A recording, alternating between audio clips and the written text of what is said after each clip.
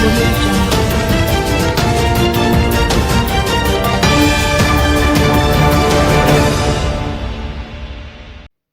Police trying to ascertain motive behind deadly shooting at Mandeville Market. Police are trying to ascertain the motive behind the morning attack at Mandeville Market, in which 7 people were shot, 2 of them fatally.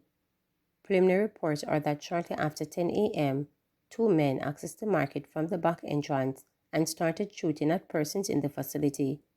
When the shooting subsided, 7 people were found suffering from gunshot wounds. 2 people, a man and a woman, were later pronounced dead. The woman has been identified as Melissa Merchant of Warwick, Asia address. The identity of the deceased man has not been revealed. Mayor of Mandeville, Donovan Mitchell, who provided an update on the victims of the attack, said he was at a peace march at the time of the shooting. He said it is a sad day for the parish. Mayor Mitchell expressed sympathy to the families of the deceased while noting that the municipal corporation will provide assistance where possible. He encouraged residents to share what they know with the police. I was actually on a peace march with the persons from the district, students from Manchester High School and the marching band, when I was told that there's a shooting in the vicinity of the market. 7 persons got shot, 2 fatally, a young man and a young woman, one from South Manchester. The other one is from my division, the young man. As I speak now, I am at the hospital. I went to visit to speak to the doctors. Actually, 2 are seen and sent home. 2 are now gone to do some diagnostic tests, and 1 is now still here. The doctors are looking after him. So it is a sad day, because while we were on the other side of town speaking peace, something else was happening in the town of Mandeville. We from the Manchester Municipal Corporation will be there with them to give advice, to assist where possible, because it happens on the plant. I just want to say that I have advised the minister who is off the island as to what happened. I also advised the permanent secretary in the ministry, so they too are aware of the situation.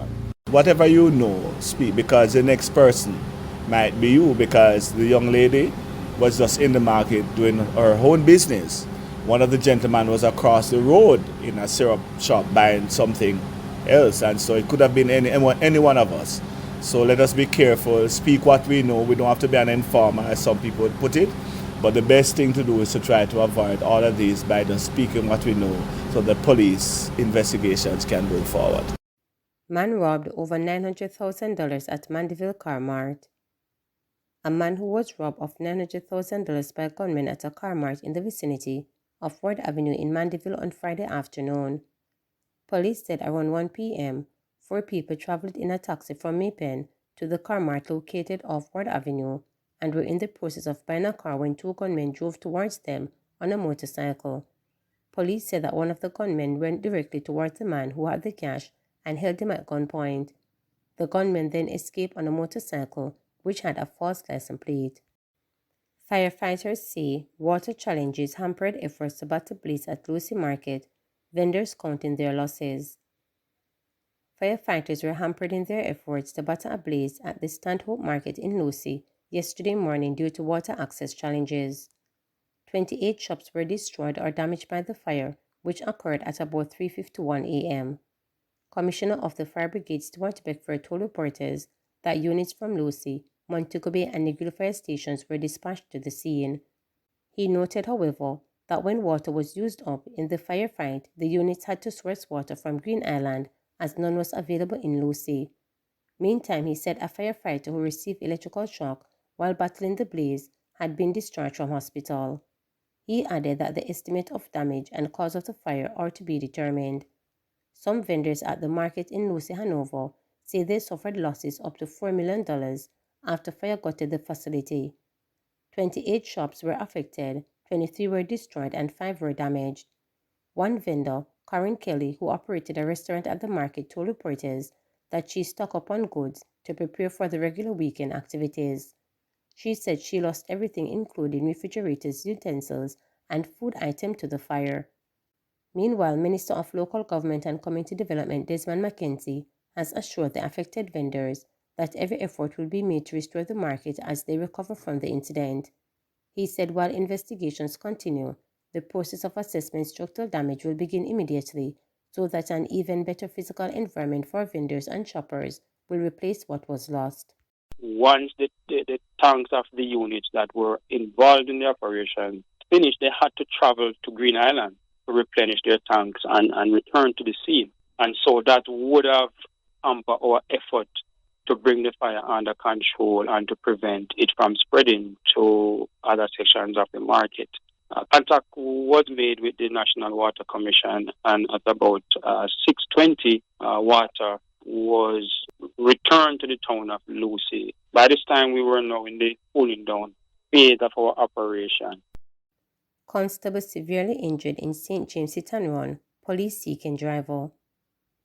Police in St. James are searching for the driver of a white Toyota Probox motor car involved in a hit-and-run incident that left a policeman critically injured. The incident occurred sometime after 3 p.m. on Friday when the constable assigned to the Granville police station in St. James was struck by the vehicle while on duty in the Granville area. The constable was thrown over a nearby precipice, suffering multiple injuries, head of the St. James Police Superintendent Aaron Samuels noted. He says the driver fled the scene immediately after the collision. The police constable was rushed to hospital, where he is currently receiving treatment. He remains unresponsive, with doctors ordering further tests to assess his condition. The Jamaica Constabulary Force is appealing to anyone with information on the whereabouts of the vehicle or driver involved in the incident to come forward and assist in the investigation. Barcodes with maths question to set up a transportation center to improve performance.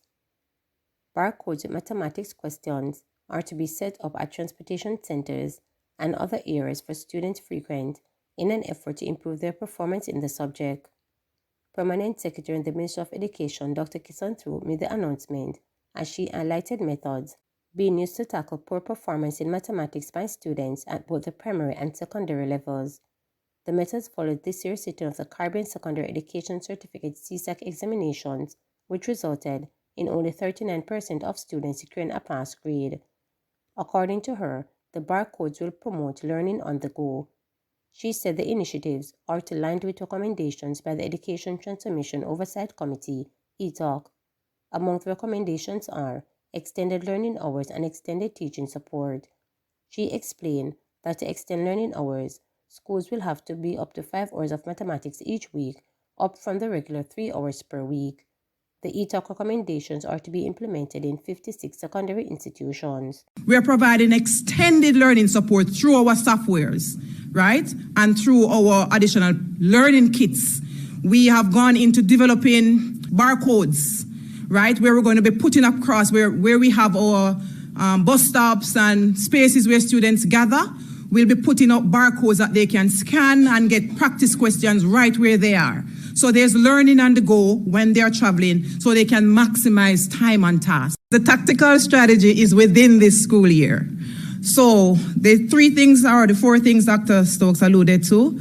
We're looking at extended learning for our learners and, of course, teacher support. How that will unpack this year is that we have gone into the 245 schools, and this includes 56 secondary level institutions. And we have pulled out their data in terms of their performance. We have looked to see how they rolled out their learning program in terms of the time allotted on the curriculum, on the timetable within schools to execute the syllabi for the assessments that they do. And we're going to be helping our schools to do that differently. So when you look, for example, at math, CXC syllabus said that they need 3.3 hours per week so they can complete the syllabus in 2 years. We have not done that well, right? Because when we looked at some of our timetables, our students were not getting the full sum experience. Bailey left out of Reggae Boy squad to aid recovery, McGee recalled. Leon Bailey's return to the Reggae Boy squad has taken another blow as the winger was ruled out of selection due to injury. The Aston Villa winger will miss the upcoming games against Nicaragua on October 10 and Honduras on October 14. Head coach Steve McLaren says Bailey was disappointed to miss out on the squad and needs time to fully recover. He missed the September international window after picking up a hamstring injury during Aston Villa's against Leicester on September 5th. Bailey hasn't played for Jamaica since last November due to suspension and self-taken from the national team.